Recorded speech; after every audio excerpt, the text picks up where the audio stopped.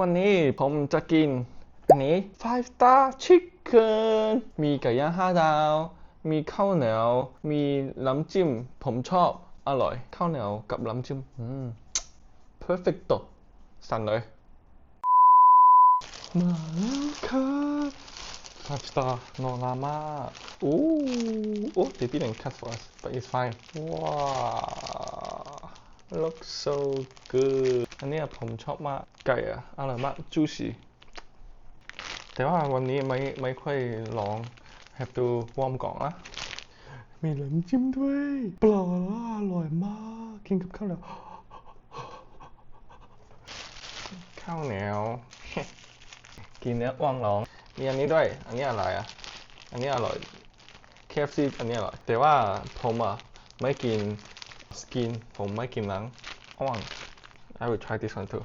ผมไม่กินซอสด้วย only eat ปลาร้ากับไก่มีคุณกินกับซอสไหมชอบกินปลาร้ามากกว่ากินกับข้าวเหนียว Oh my god Oh my god ผมกินก่อนนะทุกคนบ๊ายบาย ไม่รีวิวเลยเซฟคันไว้แล้ว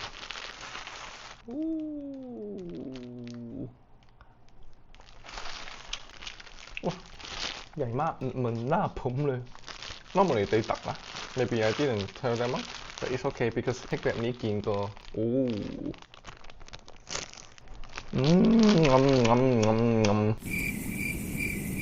มีคุณอยากกินหนังไหมชอบกินหนังไหมแต่ว่าผมthis is it's not the น้ำพริกthat I eat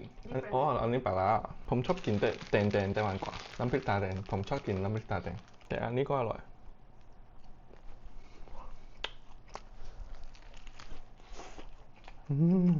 ผมกินก่อนนะทุกคนกินครับเยอะๆนะทุกคนหิวอยู่ทุกวันเลยบ๊ายบาย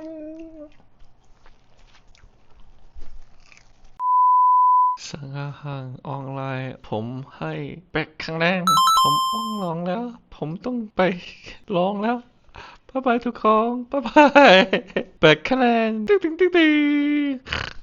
แต่แล้วอ้วงลองจริงๆผมกิน2 ข้าวแล้ว Oh my god อ้วงลองแล้ว